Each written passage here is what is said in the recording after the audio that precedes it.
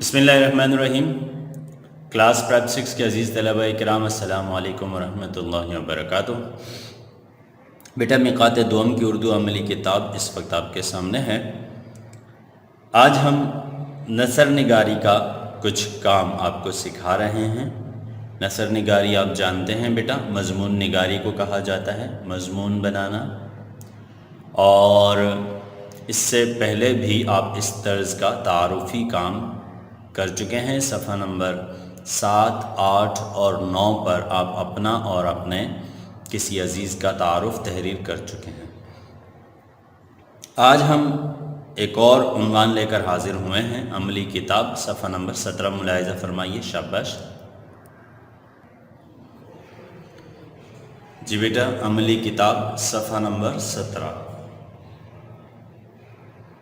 نثر نگاری کا ایک اور مضمون اس وقت آپ کی نگاہوں کے سامنے ہے۔ عنوان ہے میرا اسکول۔ میرا اسکول، اس سے قبل بھی آپ بالکل اسی طرز کا کام کر چکے ہیں، لہٰذا اب آپ کے لیے کام کرنا مشکل نہیں ہوگا۔ بہت آسان طریقہ کار ہے بیٹا مضمون نگاری کا، کہ آپ پہلے کوئی بھی عنوان لے لیجئے اور اس عنوان کے متعلق اہم باتیں نوٹ فرما لیں، اور ایک ایک جملے میں ایک ایک بات کا ذکر کرتے چلے جائیں۔ اس طرح جملے ملتے چلے جائیں گے اور مضمون بنتا چلا جائے گا، اور آپ بآسانی 10، 15 یا 20 سطروں پر مشتمل یا 20 جملوں پر مشتمل بہترین ایک مضمون تخلیق کر سکتے ہیں۔ ٹھیک ہے بیٹا، جیسے کہ یہاں دیکھ لیجئے، اسکول کے عنوان پر کتنی آسانی سے ایک مضمون ترتیب دیا گیا ہے، اور اس میں خاص کچھ بھی نہیں ہے، بس یہ کیا گیا ہے کہ اسکول کی اہم باتوں کو ترتیب وار جمع کر لیا گیا ہے، اہم چیزوں کا ذکر ترتیب وار کر دیا گیا ہے، اور بس دیکھیے ذرا میرے اسکول کا نام، ٹھیک ہے، میرا اسکول کہاں واقع ہے، میرا اسکول کس طرح کی عمارت پر مشتمل ہے، میرے اسکول میں کتنے کمرے ہیں، ٹھیک ہے، میرا اسکول کس طرز کا ہے، وسیع ہے یا تنگ ہے، اور میرے اسکول کی ظاہری حالت کیسی ہے، صاف ستھرا ہے کہ بیکار ہے، اور اسکول میں کیا کیا چیزیں ہیں۔ اسی طرح اسکول کے آس پاس کیا چیز ہے، اسکول میں ضرورت کی کیا چیزیں ہیں، اور میرے اسکول کا شمار کس طرز کے اسکولوں میں ہوتا ہے۔ اب دیکھیے بیٹا، یہ عام باتیں ہیں جو میں اور آپ اچھی طرح جانتے ہیں، بس کمال یہ ہے کہ ان کو اگر ترتیب سے لکھ لیا جائے تو ایک بہترین طرح کا مضمون ہم بنا سکتے ہیں، جیسا کہ یہاں کیا گیا ہے۔ ٹھیک ہے بیٹا، تو آپ کسی بھی عنوان پر مشتمل مضمون تحریر کر سکتے ہیں، بس اس کی اہم باتیں آپ کو ترتیب وار لکھنی ہوتی ہیں۔ یہی طرز سکھانے کے لیے یہ صفحہ نمبر 17 یہاں موجود ہے۔ دیکھیے ذرا، آج جو عنوان ہے وہ میرا اسکول۔ اب دیکھیے، سب سے پہلے اسکول کا نام آپ ذکر کریں گے۔ میرے اسکول کا نام ڈیش ہے۔ اب یہاں آپ اپنے اسکول کا نام لکھیں گے، جو بھی آپ کا اسکول ہے، ٹھیک ہے، جیسے آپ کا تعلق کس اسکول سے ہے، اقرا حفاظ بوائز سیکنڈری اسکول، اقرا حفاظ بوائز سیکنڈری اسکول۔ دراصل میں نے یہ تحریر اس لیے کیا ہے کہ آپ بآسانی دیکھ سکیں، اور اگر آپ کے لیے کچھ نئے الفاظ ہیں تو آپ ان سے بھی آگاہ ہو سکیں۔ اگلے جملے میں آپ اپنے اسکول کا نام لکھیے۔ میرا اسکول ڈیش میں واقع ہے۔ اب جس علاقے میں واقع ہے، اب اس علاقے کا نام آپ یہاں تحریر کریں گے۔ اگر آپ کا اسکول ناظم آباد کے علاقے میں ہے تو آپ ناظم آباد تحریر کریں گے، اگر نرسری کے علاقے میں ہے تو آپ وہ تحریر کریں گے۔ اب جیسے میں نے یہاں تحریر کیا ہے PECHS سوسائٹی، ٹھیک ہے، اسی طرح اگر آپ کا تعلق ناظم آباد کے علاقے سے ہے تو آپ وہ لکھ سکتے ہیں، نارتھ ناظم آباد میں واقع ہے یا ٹی بلاک میں واقع ہے، اس طرز کا آپ تحریر کر سکتے ہیں۔ ٹھیک ہے، جس علاقے سے آپ کا اسکول تعلق رکھتا ہے اس علاقے کا نام لکھا جائے گا۔ تیسری سطر دیکھیے، یہ ایک ڈیش منزلہ عمارت ہے۔ اب 1، 2 یا 3، اب جتنی منزلوں پر مشتمل ہیں، جتنے فلورز ہیں، آپ وہ یہاں سے دیکھ کر تحریر کر سکتے ہیں۔ اچھا، اس میں کتنے کمرے ہیں؟ بہت کمرے ہیں، بے شمار کمرے ہیں، یا تھوڑے سے کمرے ہیں، ٹھیک ہے، جو بھی ہے وہ آپ لفظ منتخب کر کے یہاں لکھیں۔ میرے اسکول کی عمارت ڈیش ہے، کشادہ ہے یا تنگ؟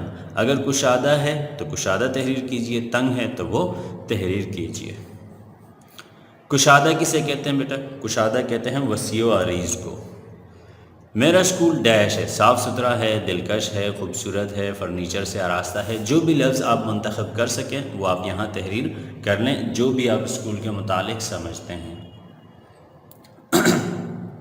میرے اسکول میں ڈیش بھی ہے، سائنس لیب ہے یا کمپیوٹر لیب ہے یا کھیل کا میدان ہے، جو بھی چیز ہے آپ اس کا ذکر یہاں کر دیں۔ اسکول کے آس پاس ڈیش بھی ہے، اگر مسجد ہے تو مسجد کا ذکر کیجئے، مدرسہ ہے تو اس کا، ہسپتال یا بازار، کوئی بھی چیز اگر قریب میں موجود ہے تو آپ اس کا ذکر کیجئے۔ اس طرح ایک اور جملہ آپ بڑھا سکیں گے۔ اگلے جملے کو دیکھیے، میرے اسکول میں ضرورت کی چیزیں مثلاً ڈیش بھی ہیں، ٹھنڈے پانی کی مشین، عام طور پر ٹھنڈے پانی کی مشین تقریباً ہر اسکول میں ہوتی ہے، جنریٹر ہوتا ہے، میز اور کرسیاں تو ہوتی ہی ہیں، تو جو بھی چیزیں ہیں آپ وہ یہاں سے منتخب کر کے تحریر کر سکتے ہیں۔ اچھا، میرا اسکول کا شمار ڈیش شہر کے ڈیش اسکولوں میں ہوتا ہے۔ اب شہر کے کس طرز کے اسکولوں میں اس کا شمار ہوتا ہے وہ آپ یہاں سے لفظ منتخب کر سکتے ہیں۔ اچھے، برے یا مشہور نامور اسکول اگر آپ کا ہے تو آپ اس کا یہاں ذکر کر سکتے ہیں۔ یقیناً آپ جس اسکول سے وابستہ ہیں بڑا نامور اسکول ہے، ٹھیک ہے، پورے پاکستان میں اس کی کئی برانچز ہیں، تو آپ ظاہر بات ہے کہ مشہور لفظ ہی منتخب کریں گے۔ صفحہ نمبر 18 کی جانب بڑھتے ہیں بیٹا۔ جی بیٹا، اب دیکھیے آپ نے صفحہ نمبر 17 پر اپنے اسکول کے متعلق ایک خوبصورت مضمون تخلیق کر لیا، ایک خوبصورت سا مضمون آپ نے بنا لیا، اور کتنی آسانی سے بنایا آپ نے، ٹھیک ہے نا، اور آپ کو اندازہ بھی ہو گیا ہوگا کہ کسی بھی عنوان پر مضمون لکھنا کتنا آسان ہے۔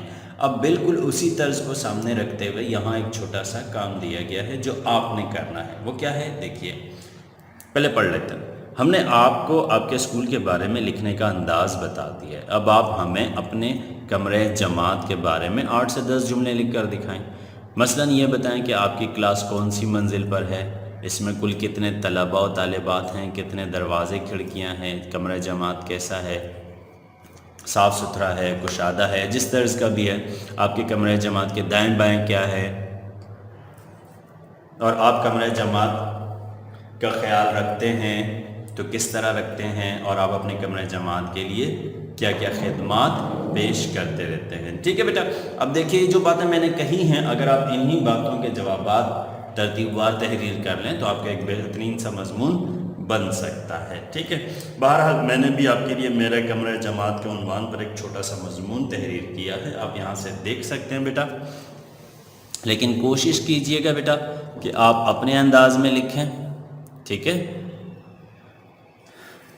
جیسے میں نے یہاں لکھا ہے آپ کے لیے میرے کمرہ جماعت کے عنوان پر، میری جماعت کا نام پریپ بی ہے۔ اب آپ کی کلاس کوئی بھی ہو، پریپ بی ہو، پریپ اے ہو، پریپ سی ہو، جو بھی ہے وہ آپ یہاں تحریر کریں گے۔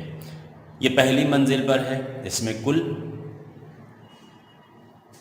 کل 30 بچے پڑھتے ہیں، یہ بہت کشادہ کمرہ جماعت ہے، اس میں 2 کھڑکیاں اور ایک دروازہ ہے، اس کے دائیں جانب پریپ اے ہے، ٹھیک ہے، اس کے بائیں جانب سائنس لیب ہے، اس کے سامنے وضو خانہ ہے، اور ہم اپنی جماعت کی صفائی کا خیال رکھتے ہیں۔ اب بیٹا دیکھیے نا، یہ وہ عام جملے ہیں جو آپ جانتے ہیں، ٹھیک ہے، ان کو بس ترتیب وار لکھنے کی ضرورت ہے۔ اگر آپ ترتیب سے لکھ لیتے ہیں تو ایک خوبصورت سا مضمون بنا سکتے ہیں۔ یاد رکھیے گا بیٹا، کوشش کیجئے گا کہ آپ اپنے طرز کے جملے تحریر کریں، یہ میں نے آپ کی آسانی کی خاطر تاکہ آپ کام سے متعارف ہو سکیں، آپ کو ایک مضمون تحریر کر کے دکھا دیا ہے، ٹھیک ہے۔ ایک دفعہ پھر دیکھ لیجئے، میری جماعت کا نام پریپ بی ہے، اب جو بھی آپ کی جماعت کا نام ہے آپ وہ لکھیے، یہ پہلی منزل پر ہے، اور اگر دوسری تیسری منزل پر ہے تو آپ اس کا ذکر کیجئے، اس میں کل کتنے بچے ہیں اس کا ذکر کیجئے۔ اچھا، کمرہ جماعت کی ظاہری حالت کیسی ہے اور اس میں کیا کیا چیزیں ہیں آپ ان کا ذکر کریں، اس کے دائیں بائیں کیا چیز ہے، ٹھیک ہے، اور آس پاس کیا چیزیں ہیں، اسی طرح آپ اپنی کمرہ جماعت کو کس طرح رکھتے ہیں۔ بس یہ تمام باتوں کو جب آپ یکجا کر لیتے ہیں تو اس طرز کا ایک مضمون بن سکتا ہے جو اس وقت آپ کے سامنے ہے، آپ دیکھ سکتے ہیں، ٹھیک ہے بیٹا۔ ایک چیز اور بیٹا، کوشش کیجئے گا کہ آپ صفائی سے تحریر کریں، جملوں کو فاصلے سے تحریر کریں، الفاظ کو خوبصورت جملوں کو تحریر کریں، ٹھیک ہے؟ اچھا، اب بڑھتے ہیں صفحہ نمبر 19 کی جانب۔ صفحہ نمبر 19 پر ایک مختصر اور بہت آسان قاعدہ دیا گیا ہے، اس جانب بڑھتے ہیں۔ جی بیٹا، صفحہ نمبر 19 آپ کے سامنے ہے۔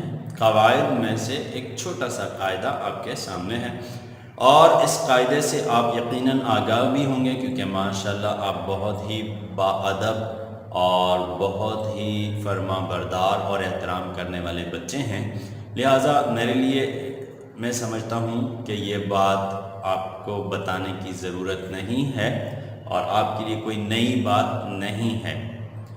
یقیناً آپ ان آداب کا، گفتگو کا خیال رکھتے ہیں، بالکل اچھی بات ہے یہ۔ پھر بھی میں چونکہ کتاب میں دیا گیا ہے، آپ کے سامنے ایک دفعہ پڑھ دیتا ہوں۔ عنوان کیا ہے؟ آپ۔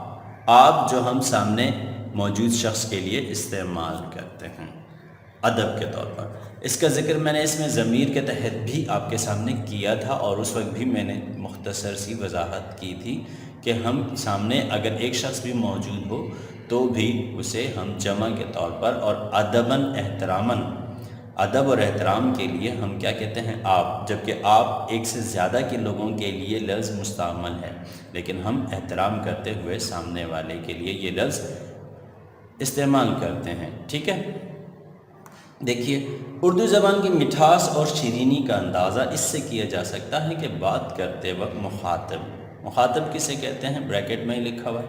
مخاطب یعنی کہ جس سے بات کی جا رہی ہے، جس سے بات کی جا رہی ہو کہ مقام، منصب اور مرتبے کا خاص خیال رکھا جاتا ہے، اس کے مقام کا اور اس کے مرتبے کا، اور وہ کس پائے کی شخصیت ہے، اس کی شخصیت کا خاص خیال رکھا جاتا ہے۔ بطور ضمیر لفظ آپ انتہائی اہم ہے۔ یہ ضمیر تو اور تم کی جگہ استعمال ہوتی ہے۔ مثلا تو اپنی بات کہہ چکا یا تم اپنی بات کہہ چکے۔ اب یہ کتنا عجیب سے لگتا ہے کہ ہم سامنے والے سے کہیں تو اپنی بات کہہ چکا۔ فرض کر لیں کہ آپ اپنے گھر کے کسی بڑے سے بات کر رہے ہیں، اپنے والد صاحب سے بات کر رہے ہیں، اپنے چاچو سے بات کر رہے ہیں یا دادا جی سے بات کر رہے ہیں، ٹھیک ہے، اور آپ انہیں کہیں کہ تو اپنی بات کہہ چکا۔ کتنی بری بات ہے بیٹا، یہ کتنی بری بات ہے، بلکہ اس کو تو کہا بھی نہیں جا سکتا، میرے خیال سے سوچا بھی نہیں جا سکتا، کہا بھی نہیں جا سکتا کہ والد صاحب سے اس لہجے میں بات کی جائے۔ تو آپ کیا کہتے ہیں بیٹا؟ جی ہاں، آپ اپنی بات کہہ چکے یا آپ اپنی بات فرما چکے، ٹھیک ہے؟ اس طرح کے جملے آپ ادب کے طور پر استعمال کرتے ہیں، ٹھیک ہے؟ تو دیکھیے، اوپر کے جملوں میں ایک ہی شخص کو مخاطب کیا گیا ہے، لیکن تیسرے جملے کو دیکھیں، آپ اپنی بات کہہ چکے، لیکن تیسرے جملے میں ادب اور احترام کا پورا خیال رکھا گیا ہے۔ لفظ آپ کا استعمال جملے میں حسن، نکھار اور خوبصورتی پیدا کر دیتا ہے۔ اب دیکھیے نا کہ تو اپنی بات کہہ چکا اور آپ اپنی بات کہہ چکے، دونوں میں کتنا فرق ہے تہذیب کا، ٹھیک ہے، اور سلیقے کا، ٹھیک ہے بیٹا؟ تو آپ جتنے خوبصورت الفاظ استعمال کریں گے اتنے ہی آپ لوگوں میں اچھے سمجھے جائیں گے اور باوقار اور مہذب نظر آئیں گے، ٹھیک ہے بیٹا؟ تو اب چھوٹا سا آسان سا اسی طرز کا کام ہے، ذرا دیکھیے، نیچے دیے گئے جملوں میں تو اور تم کی جگہ، نیچے دیے گئے جملوں میں تو اور تم کی جگہ آپ کا استعمال کرتے ہوئے ضروری تبدیلی کے ساتھ ان جملوں کو دوبارہ لکھیے، ٹھیک ہے؟ یعنی نیچے دو کالم دیے گئے ہیں، ایک کالم میں کیا کیا گیا ہے؟ آپ کو تو اور تم والے جملے دیے گئے ہیں، دیکھنا میں نے ان کو ہائی لائٹ بھی کر دیا ہے تاکہ آپ اچھی طرح جان سکیں، تو اور تم، ٹھیک ہے؟ تو مجھے حکم دینے والا کون ہوتا ہے؟ اب دیکھیے، اسی کو احترام کے طور پر اگر کہیں گے تو کیسے کہیں گے؟ آپ مجھے حکم دینے والے کون ہوتے ہیں، ٹھیک ہے؟ اسی طرح آگے بڑھتے ہیں، تجھے اس سے کیا مطلب، میں کہاں جا رہا ہوں، تیری اس حرکت سے مجھے بہت تکلیف ہوئی، اسی طرح تمہاری یہ خاموشی مجھے حیران کر گئی۔ اب دیکھیے یہ تو اور تم والے الفاظ کے ساتھ جملے ہیں، انہی جملوں کو آپ نے احتراماً آپ کے ساتھ تحریر کرنا ہے، بس اتنی سی بات ہے اور اتنا سا کام ہے۔ اب جیسے یہاں دیکھیے تیری اس حرکت سے مجھے بہت تکلیف ہوئی، اس کا جملہ کیا بنے گا؟ آپ کی اس حرکت سے مجھے بہت تکلیف ہوئی۔ اسی طرح تمہاری یہ خاموشی مجھے حیران کر گئی۔ اب دیکھیے صرف محض ایک ہی لفظ تبدیل کر کے دوبارہ جملے کو لکھنا ہے، جیسے یہاں ہے آپ کی یہ خاموشی مجھے حیران کر گئی۔ ٹھیک ہے بیٹا، بہت آسان سا کام ہے، امید ہے آپ سمجھ چکے ہوں گے۔ محض ایک ہی لفظ تبدیل کر کے جملے کو دوبارہ لکھنا ہے۔